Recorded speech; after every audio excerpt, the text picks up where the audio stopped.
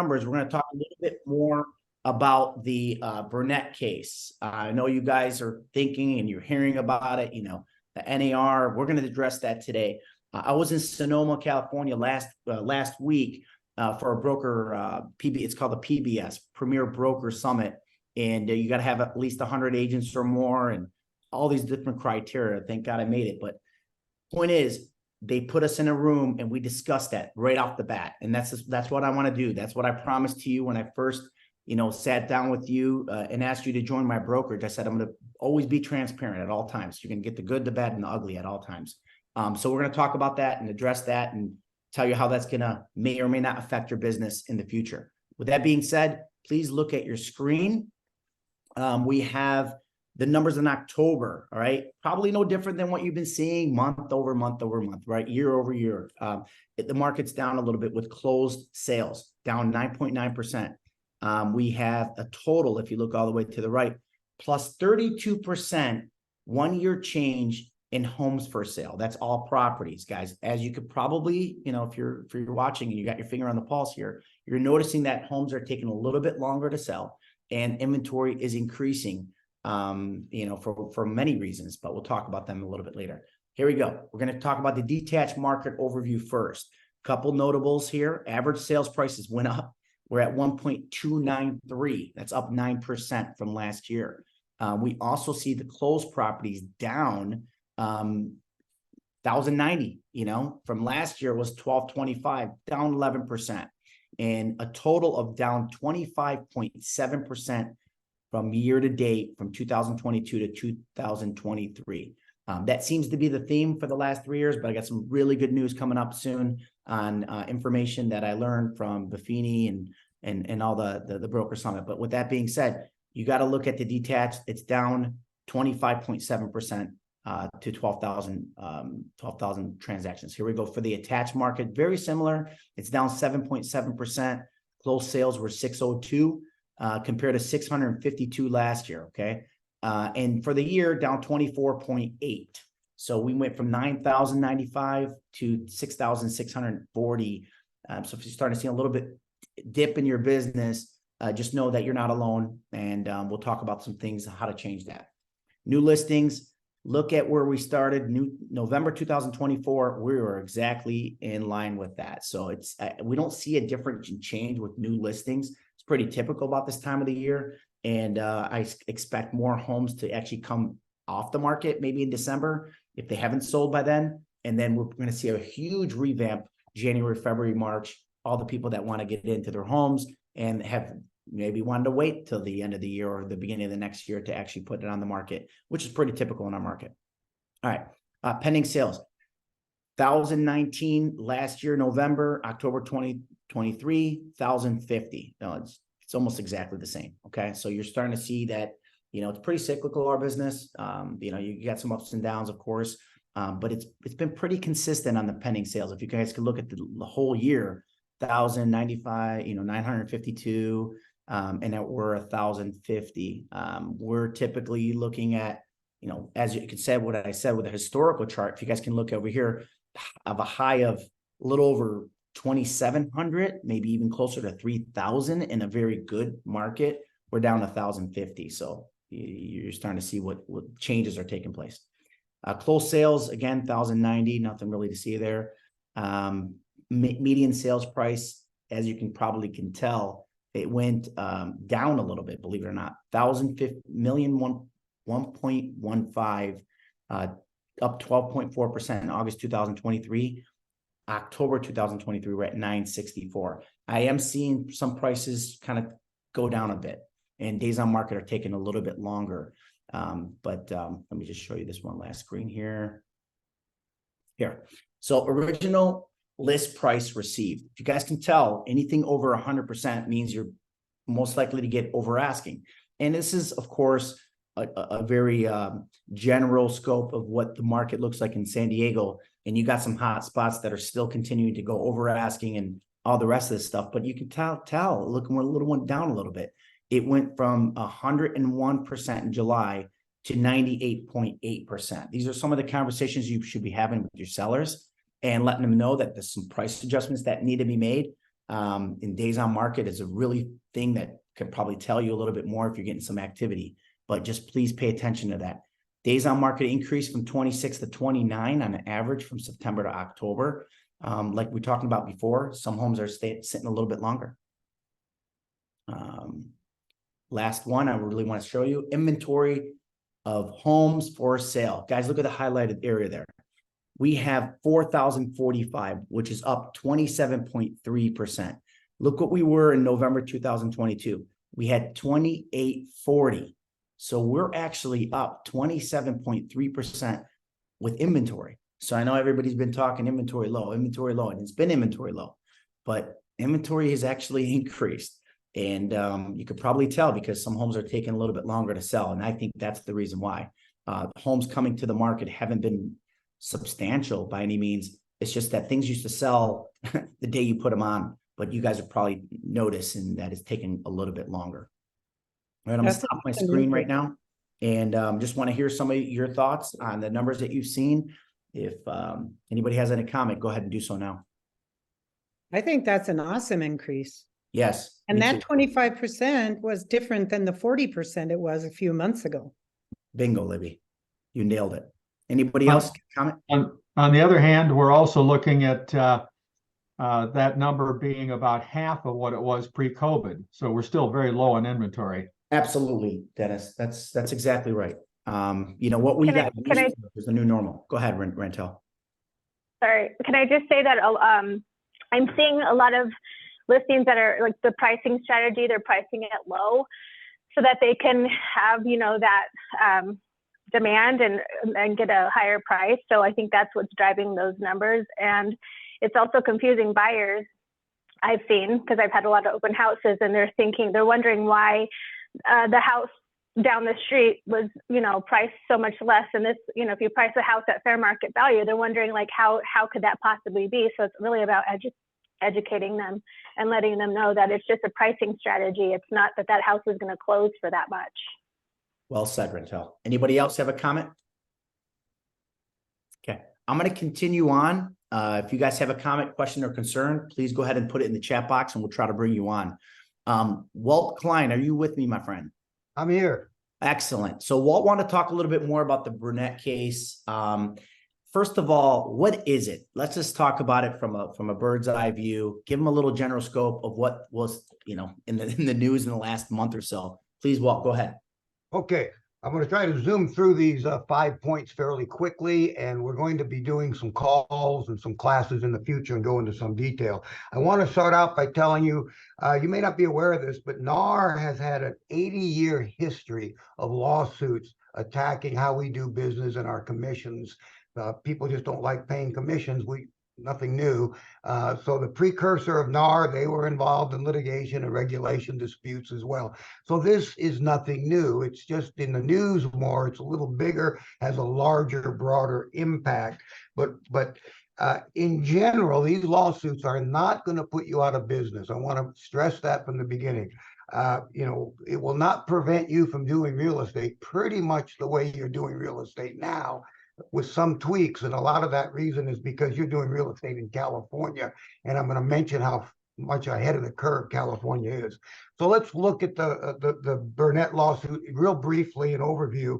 As you all know, the jury came back and found the defendants guilty, but that does not end it there. First of all, the judge has to make a ruling on exactly what the results of that guilty verdict will look like, including the award of damages, which really does not affect us directly. We're not a single one of us are paying the damages. So we're waiting on the judge's ruling. That could take as much as another month, actually. It could take a couple more weeks, as much as 3 or 4 weeks. The defendants do intend to appeal, and the appeal process is a multi-year process. So like I said, the practice of real estate is going to pretty much go on the way it has been going on, with a few little tweaks, and we'll talk about them. The major premise of the Burnett lawsuit And remember, this lawsuit was principled or centered in Missouri, Southern Illinois, and Kansas. Didn't include the entire country, just that area. So the major premise was, number one, they said there was a conspiracy for the real estate industry to fix commissions at 5 or 6%. Number two, they said that sellers were unaware that they were in fact paying buyers agents, and they were denied the opportunity to negotiate what they were paying buyers agents. And then finally, number three, they alleged that the agents steered clients to properties based upon commission. So and we were found guilty, or NAR was found guilty, and the brokerages that stayed in the lawsuit were found guilty of all those things. All right, now let me talk about other lawsuits that are also going to have an impact. The next lawsuit that's probably going to be in the news is the Morrell case. That'll go to trial in April, and that's basically in the Illinois area. But it is suing 20 MLSs in 5 regions. Again, none of them in California. California is not involved in a single one of these lawsuits. So the Morrell case, that is a $40 billion lawsuit. You know, put that in perspective, the Burnett case is a $5 billion lawsuit. Okay, there's a Northlick case, which is already been a settlement on that, but the DOJ is challenging that. That is how MLSs advertise co-op commissions. So that's going to have an impact nationally eventually. The DOJ has reopened, or trying to reopen, the settlement that we had. So that's going to have an impact nationally. And then finally, a lawsuit to watch, but it just was recently filed, the Gibson lawsuit. And that is pretty much the Burnett lawsuit on steroids. It's nationwide. It has a potential liability of $100 billion.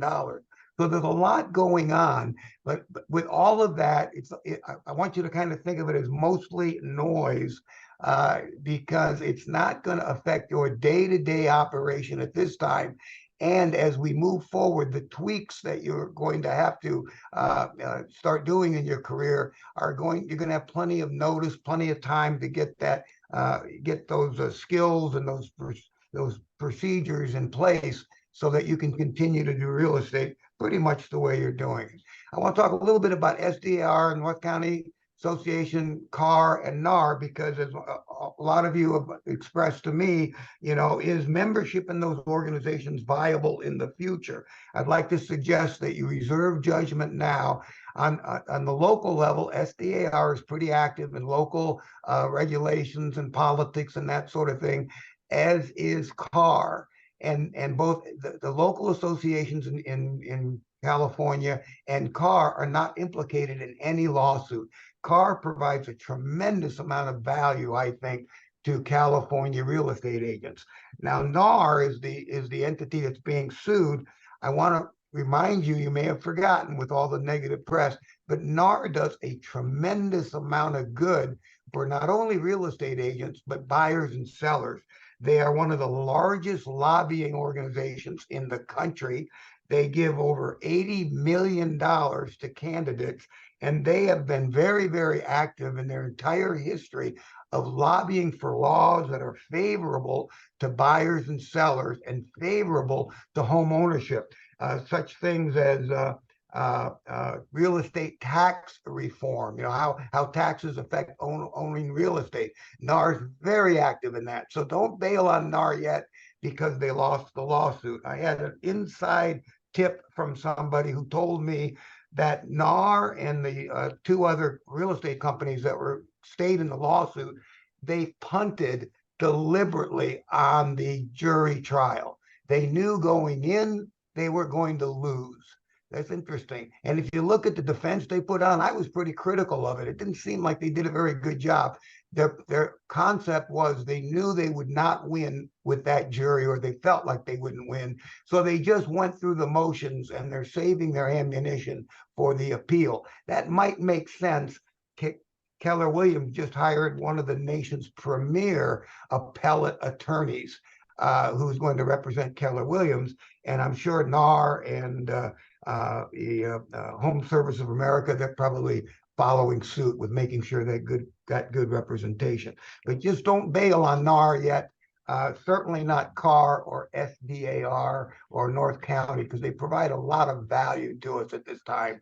So, all right. So what's the impact on how we do real estate? Well, a couple of immediate changes, actually three, I want to review with you real quickly. And that is what you should be aware of right now. And the first one is pretty, and I want to say that you're probably already doing these three things now. The first is do not discuss commissions with anybody outside of any real estate agent outside of our company. If you follow the trial closely, the plaintiffs ripped apart real estate training. I identified some of the training I actually did on a national level that could have put me on trial because of some of the things that we say as trainers that sort of imply that we're fixing commissions. That it was never the intent of any speaker trainer, certainly not the training that goes on nationally. They're not trying to fix commission. They're trying to help agents protect commission. So just avoid discussing commission outside of the brokerage. The brokerage, we can discuss commission all we want, but not outside the brokerage. So that's pretty straightforward. The other is at the listing presentation, be sure you cover paragraph 3D on the RLA. Now, some of you are scratching your head and saying, what's paragraph 3D? That is where you tell the seller how much commission of the total commission you're going to put in the MLS and give to buyer's agents. Apparently, Missouri has nothing like that on their real estate forms. That's a perfect example of how CAR is really ahead of the curve. For several years, CAR has put on the listing contract, Mr. and Mrs. Seller, of the 6% you're giving me or the 5% you're giving me, I'm putting 2.5 or 3 in the MLS to give to a buyer's agent. If a seller wanted to object to that, they could do that at the listing presentation. They're well informed. We require that field to be filled out. Most of you do it, and some of you forget, and you're really great about when Lindsay contacts you and says, hey, you forgot to put something in there. You got to go back, have the seller initial it. So make sure you do that. And then finally, and this is perhaps the biggest change, when you are talking to buyers and sellers, refrain from any kind of activity that looks like steering. So I don't think most agents really do steer buyers today. It's too easy for a buyer to find out what properties are out there. So buyers don't care what the commission you're being paid. And I don't think, I mean, you care, but I don't think you select houses based upon the commission you're being paid. So I'm not so concerned about what you do with the buyers. I think the marketplace prevents agents from steering buyers. I will tell you what came under attack and brutally attacked in the Burnett case was the practice of telling listing agents, telling sellers, look, if you don't offer a 3% commission, nobody's going to show your house. I teach or used to teach that technique. So guilty, So stop doing that on your listing presentations. There could be copycat local lawsuits. That is, CAR has talked to us about that, talked to me about that on conference calls I've had with CAR. I've had multiple calls with CAR since this case went down. And they have said that, could there be a local case filed? Yeah, there could if your brokerage did something that was deemed to be unethical or restraint of trade business practice or things like that. So don't be telling sellers, look, if you don't offer 3.5 or 2.5 or 2.5 or 2 rather, sorry, you're not going to have any showings. Use a different technique, and we're going to teach you how to present those things. So, all right, now what's the anticipated future changes? Really quickly, let me share that with you. And again, in California, we're not going to be as impacted by that because CAR has kept us ahead of the curve. So, number one, there will probably be some changes in the forms, even though CAR is ahead of the curve. There'll be probably a few new forms. We want to make sure buyers and sellers understand how commission works. So there may be some changes, no big deal. Of a little bigger deal might be co-op commissions offered in MLSs. That may change, and it might even go away. There might be a possibility that listing agents will be prevented from offering co-op commissions. Doesn't mean sellers can't pay buyer brokers. That does not mean that. What it means is a listing agent can't share their commission. So there would have to be an agreement, a separate agreement with the seller and the buyer's agent to pay that commission. And that's exactly what our buyer representation agreement in CAR allows for. And then it also, the RPA allows for whatever the buyer is obligated to pay their agent, the seller can pay that as a closing cost. And that practice will not go away and is not illegal. We're gonna do some training on all this, right? That's exactly. So just so you guys understand, there's more to this story, right? We're not gonna just give you the information and tell you, okay, well, there could be some changes. We plan on doing something. Is that, we're trying to do something next month, Walt? Is that kind of the plan? Yeah, and certainly the first of the year as the holidays come on, because we want, not only do we want to put the training together, but we want you to be available to take advantage of it. And if we do training when you're off on holiday and things like that, the reach of the training might be affected. So we are going to do some training on all of that. All right. So buyer representation agreements may be more of a thing of the future than they are now. So that, keep that in mind. So what is the brokerage going to do? Real brief, I'm going to wrap it up with this. And Mike already mentioned it. First and foremost, we're going to offer you a tremendous amount of training, both, the training that I do on the legal side, but I mean, you can understand how to fill out a RLA, every single blank. But if you don't know how to do a listing presentation, you're not going to get listings. So we're going to teach you how to do the buyer agent forms, but we're also going to teach you, and Mike's going to do some of these classes.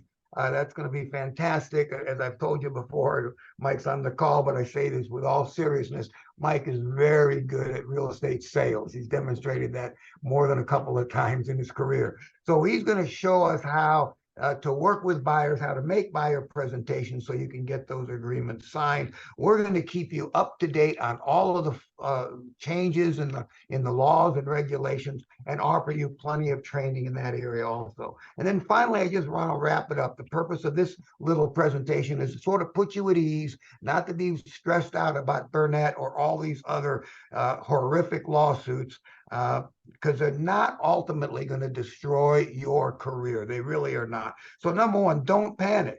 Number two, keep prospecting. Keep talking to your buyers and your sellers. Keep doing real estate the way you're doing it now. Nothing you're doing now is illegal, assuming you're following, the current guidelines that the company and our association require you to do. Keep positive and avoid being distracted by these lawsuits. Explain better commissions and how you're paid to your buyers and sellers. Make sure they understand that. Transparency, especially with buyers, on how you're paid is going to be very important. Learn how to sell your value, explain your value. That's what Mike's talking about. We're going to teach you how to do that. I'll wrap it up with this. You cannot control what's going to happen. So don't stress over what you can't control. That's useless. There's only really two things you can control. One is your attitude about things, and two is your effort about things. So your attitude, bring value to my clients. That's going to be my attitude. I'm going to show my clients I'm worth it. And my attitude, I'm going to survive this. This is not the end of the world. Your effort, I'm going to bring the highest level of service to my clients possible. I'm going to continue to work hard on my business. Real estate's the easiest low pay job you'll ever get. It's one of the harder high pay jobs you'll ever get. So continue to work. You'll survive this. Nobody on this call is average. Everybody here is above average. When you look at the whole real estate community, we really do have a great group of agents. You're going to do well because you're going to, with the help of the brokerage, you're going to figure this out and continue to move forward. Thank you, Walt. I really appreciate it. And like we said, we're going to talk a little bit more in detail. This is not the time to ask questions about this. Let's just kind of save those questions for when we do talk a little bit more in depth with it. With that being said, I do want to share a few things with you guys on when I did go to PBS. I really want everybody to pay attention for a quick second. I know that, we got a little wrapped up in that Burnett case. And so shift your mind for a quick second, okay? We want to talk about what's to come. And the reason why I want to talk about what's to come, when I was at the PBS, they brought Brian Buffini. First thing Brian Buffini said, look, after 1,000 offers of going to speaking events, I refused them. I chose to be here. And why didn't I not choose to be sitting in front of 10,000 people? I choose to sit around with 150 brokers. So just so you guys know, the PBS is 150 brokers that have 100 agents or more that are actually, moving the trajectory up. They feel like, they got the handle on the market and they want them to grow their territories. They invite us to a retreat. Now, this is what he said, guys. This is the bold prediction of kind of a sneak peek, if you will, guys, because this is what he's going to share most likely in December or when he does his, end of the year review or beginning of the year review. So this is where he thinks interest rates are going to be headed. As you guys know, 2020, it was 3.72, went down to 2.65. I'm sure a little bit lower in 2021 or whatnot. 2022, we saw a little bit of an incline, and then you guys know what happened from there. 2022 to 2023, we're up at 7.76 is kind of the average. And right now they kind of sit around the 7.5 mark for a 30-year fixed. So we did see them come down. Here's the projection for 2024. He says them going from 7.76 to 5.75 in mid to end of second quarter. So there is going to be a slow period for the next 3 to 6 months. It could pick back up in January or February, who knows? But you guys know December is relatively kind of a slower month. That doesn't mean you stop working. But anyway, 2025, they feel like the interest rates are going to go down to 5%. Now, with pent-up demand, they talked about pent-up demand. They talked about a lot of people loving their rate and hating their house. And you guys know what I mean by that. Like, they know that it's a small place, but you know what? They're really comfortable with the rate and the payment, right? So they don't want to trade in their 2.5%, 3% interest rate for a 7.5. But they may think about a 3 to a 5. So they think that transactions, and I'll get to that right now. This is the good part. Transactions, guys, pay attention here. 5.6 million, as you guys probably know, 2020 was a really, really good year. But guess what? 2021 was even a better year because, COVID, all the rest of the things that were taking place, there was so many transactions. People wanted to get out of their condos and move to a detached home. They wanted a bigger yard.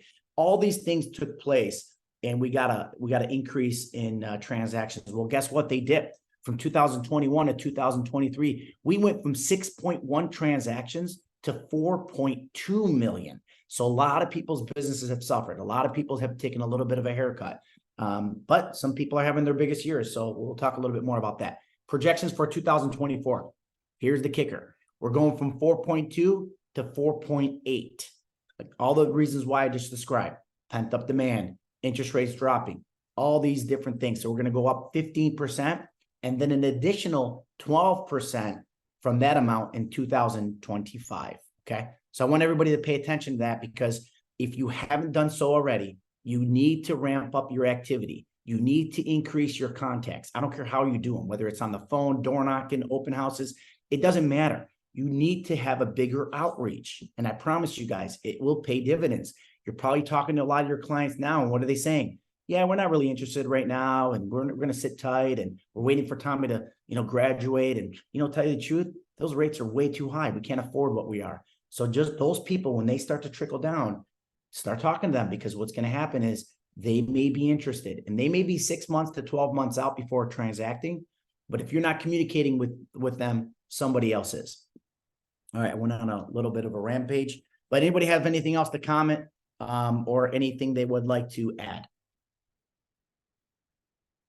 Okay, I'll move on. Like I said, keep putting them in the chat box. We'll try to get to you with anything. Lindsay, do we have any questions? Anybody bring up anything already? Yeah, someone asked, is the data, the SDAR data that you present in the beginning, is that county-wide? It's county-wide. Yes. Okay, that's it. Yep. Okay, cool. Anything else? Just got to go ahead and put it in the chat box. I do want to welcome a few people to the group. Actually, before I do so, let's get to our calendar, if you don't mind. And Lindsay, do you mind telling us a little bit more about that? Sure. So we have a couple more trainings left this month. Tomorrow we have one in Scripps Ranch with Larry McGee. It's featuring a title representative. It's called Understanding the Prelim. Larry wanted to say a few words about that real quick. Thanks, Lindsay. Yeah, and actually, I want to correct Lindsay. We get to work with the title reps in the field, and they do a great job, but it's rare that you get an opportunity to hear from a bona fide title officer. And tomorrow's class is being taught by Bonnie Stark, the senior title officer for First American Title, and it's on the preliminary title report, probably one of the most potentially problematic documents in a real estate transaction.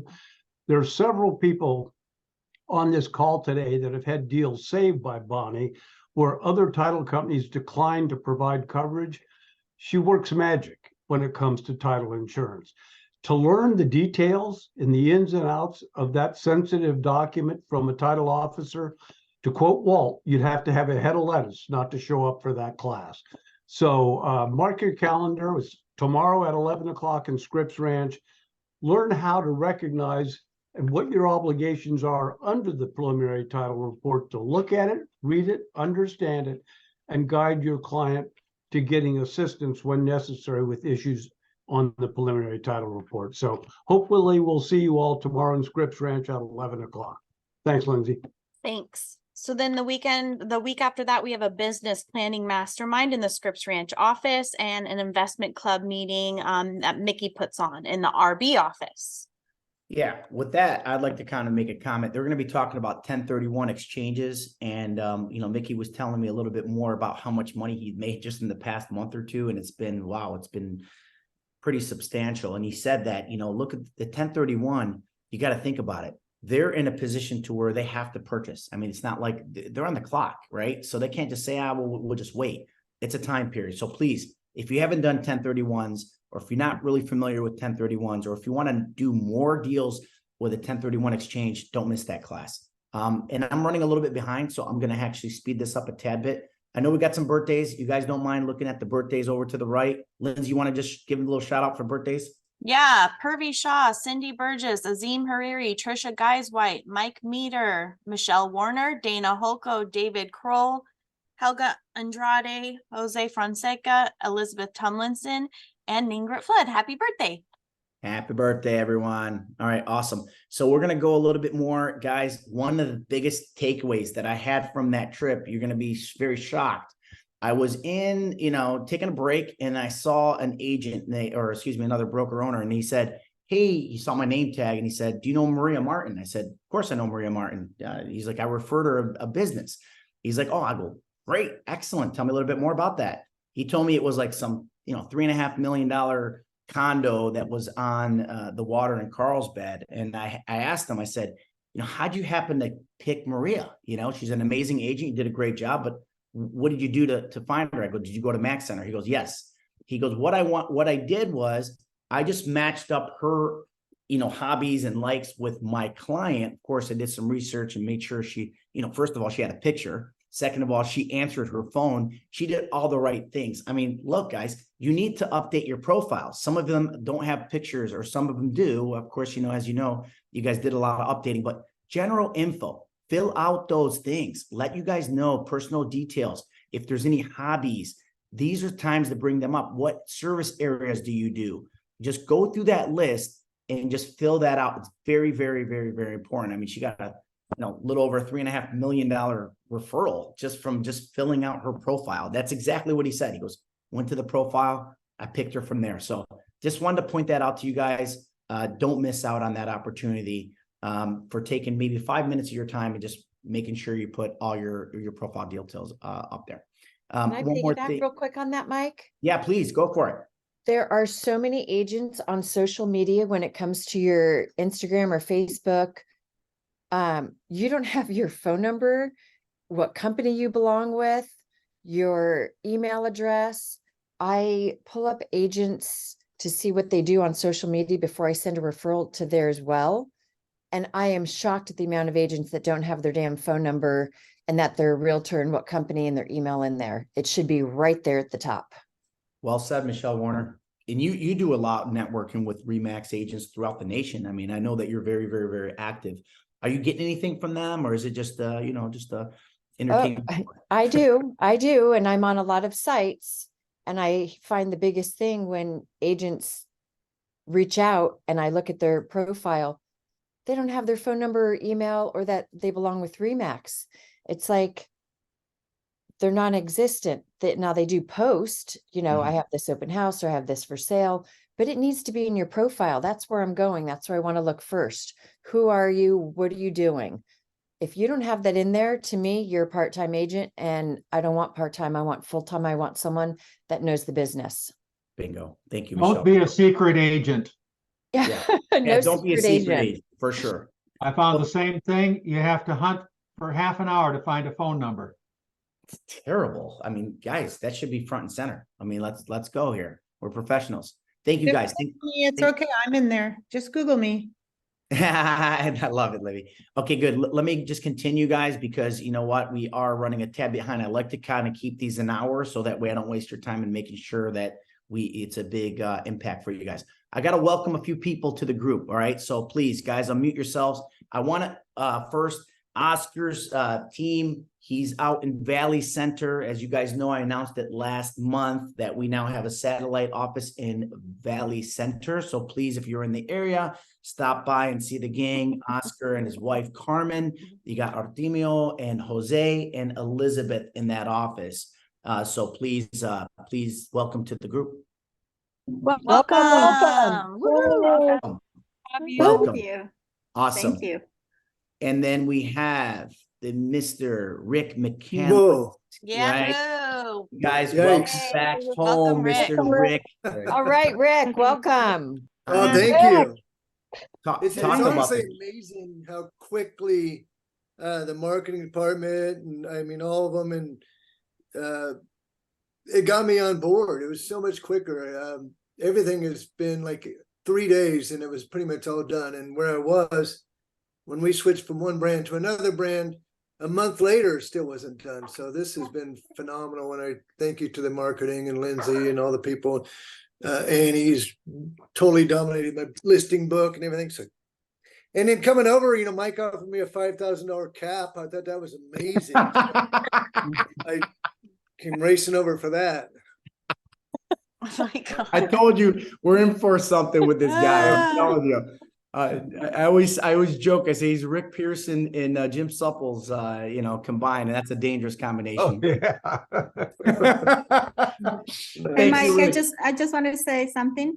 Yeah, please, Carmen. So we're super excited to be part of the team.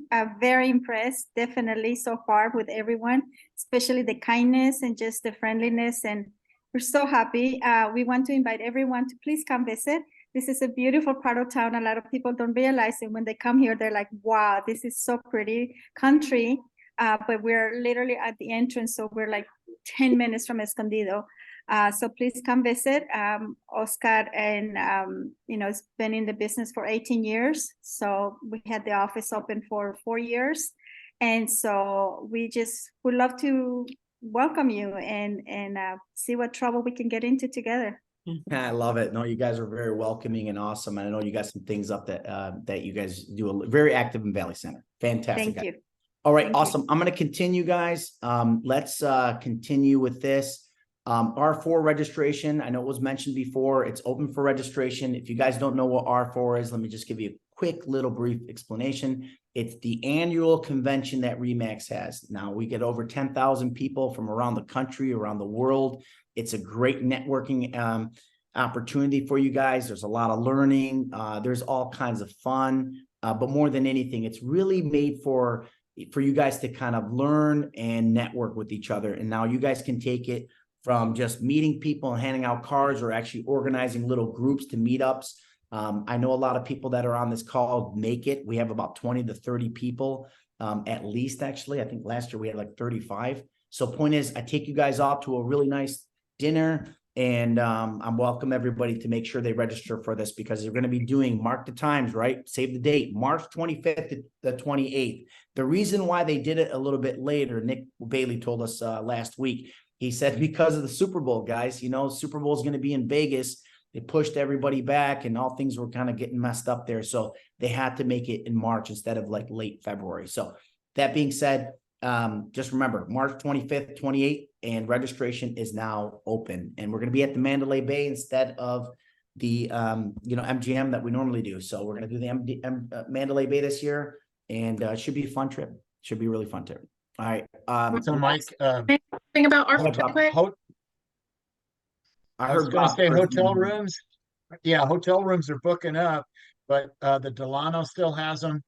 You can go to the Luxor. It's not as luxurious, but the Delano, and I actually booked mine off Remax, and I got a lower price. I saved over $200 in the total days package. Awesome. Bob, you've been going to R4 for 20 years? 17. Sorry, 17. That's awesome. And have you got any deals from R4? I mean, has it been anything? Oh no, never. Total waste of time. Thing about R4 really quick. Yeah, go for it. So this is a perfect time if you are going to go to buy all your tchotchke stuff that people give out at R4. If you're new to R4, that's a huge thing there. You trade little pop buys, and that way you get referrals. And it's also, just so that everyone knows, it's mainly made for marketing with other agents, so that it's a good way to build referral partners throughout the country. And we do have one night for us, but it's mainly just for you to network with other agents throughout the country and get referrals and establish those relationships. So just making that clear, that's how R4 works. And it's a super fun time. Oh yeah. You'll see some of the old agents. You probably won't even see them throughout the trip because they're networking with other agents. They're just making the best of their time. Right, Bob? I mean, I know that. Oh, the last point I'll make is this: over the 17 years, if I take all the leads and the referrals that I have gotten, I have more than paid for the 17 years of trips. That's awesome, Bob. So learn, grow, and network. So that was the point of R4. So make sure that you attend, do your best to make sure you attend at least. Anybody else have anything else to comment before we wrap it up and get to our top 15? All right. Oh, Brian Giambroni says something. He says it's in March Madness too that weekend. So don't wait to book your hotels. That's a very good point. Make sure you book your hotels. It's starting to book quick, right? Okay, cool. I am going to, please unmute yourselves. Oh, one more thing I have to mention. We're going to do a holiday party. Yeah. That's what we're doing. We're going to do the theme of the Great Gatsby. Annie and Holly came up with this theme. It should be, you want to talk a little bit about that, Annie, if you don't mind? Yeah. So it's December 14th and it's the Great Gatsby theme. So dress up. We will have a prize for the couple or individual that is dressed up the most. And just looking forward to your RSVPs, and we're really excited. Holly and I have a couple of fun things we're going to be doing as far as games, and Mike goes all out on the prizes and stuff. So we're really looking forward to it, and we're putting it all together. I think I gave away $7,000 worth of prizes last year. So let's just continue this. Please, your participation, of course. You're going to be RSVP. We're going to be sending you invite. I just wanted you guys to save the date because I know how things go. People travel around this time. I try to make it early enough to where that wasn't going to affect it. So December 14th is the date. Please schedule it and make sure it's in your calendar.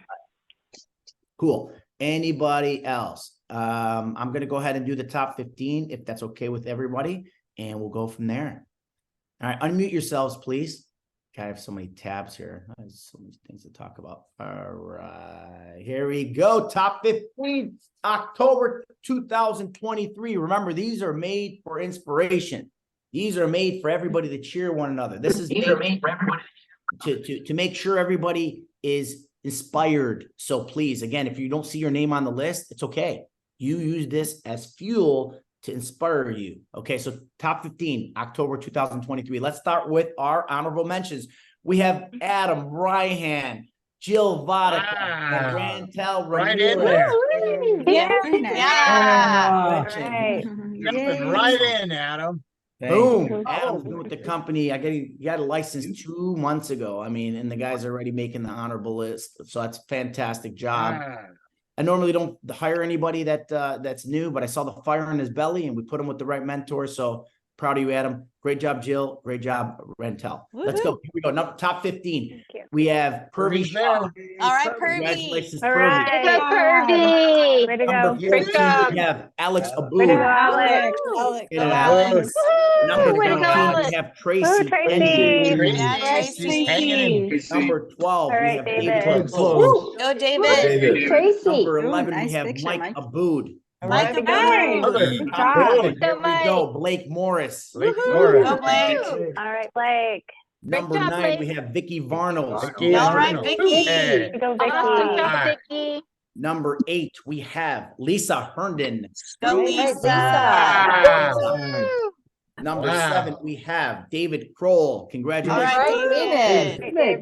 Number 6, we have Carly Anderson. Carly. Go, Carly. Really. Carly. Top 5, here we Good go. job. Number 5, we have Mukesh Jain. All right, Mukesh. Woo. Number 4, we have Gene Wilson. All right, Wilson. Gene. Top 3 for the month of October, we have number 3, Nini. Yeah, Nene. Yes. Congratulations. Nini. Number 2, we have Steve Steve Bella. Bella. Go, Steve. Steve. And Steve. drum roll, please, for the month of October, we have number 1, we have Michelle Warner. Michelle. Wow. Michelle. Done, Congrats, Michelle. Impressive. Awesome. So this is our top He's 15 a year to Titan. date, 2023. We have our honorable mentions, David Close, Libby Soleil, and Gene Wilson's. Congratulations. All right, guys. Good Top job. 15, here we go. Tracy Denby. Go, Tracy. Good job. Number 14, Maria. Maria Martin. All right, Maria. Number Maria. 13, Diane Yay, Conaway. Diane. Diane. I love that. I Good love job, your Spencer. Number 12, Spencer Soto. Spencer. So Great job, number 11, we Spencer. have Mickey Roberts. Go, Mickey. Mickey. Hi, Mickey. All right, top 10 year to date. Here we go. Spencer Soto. Hey, what? Way to go, Spencer. There you showed So up good, with he's there twice. Karen Pato. Go, Karen. Go, Number Karen. There we go. Number 8, Nina. Bud. Go, Nene. Nene, Number way to 7, go. Carly Anderson. All right, Carly. Carly. Carly. Number 6, we have Brian Rifus. Mr. Brian. himself. Brian. Number 5, There we Lisa go. Vicky. Go, Lisa. Number 4, we have Steve Beller. All right, Good Steve. job, Steve. Top 3, here we go. Sissy. Sissy Sari. Go, Sissy. Sissy. Number 2, Lucas Jan. Woo, Good And job. our number 1 year Uh-oh. to date. Here we go. Uh-oh. Wow, Michelle. Congratulations. Done, Michelle. This is what it's One gonna look like time. on social media. You're gonna see this over here, our top 15 in October, and we also have our year to date over here. So, congratulations to whoever made the list. Remember, it's not over. We still have a month and a half left. Make sure you still work, okay? Thank you, guys. Anybody else have anything, any last comments, questions, concerns, anything they'd like to share with the group before we get to our bingo? Anybody? No? Good? Did you Thank you, guys Mike. like the info? I know we went a little too in depth with the Burnett case, but it's okay. I mean, it's fine that you guys get all the information. We're not scared of this, right? I mean, look, by the time the appeal process takes place and everything else that takes, it could be 2 years before anybody does anything different, This right? could go to the Supreme Court. It could. It really very, very well could. So just make sure you don't let that become a distraction. Remember, mindset is the number one thing in order to accomplish your goals. Anything in life, mindset. Make sure you have a positive mindset. So, all right, cool. Well, thank you everybody for your time. Thank you, everybody. Yeah, we're gonna move over to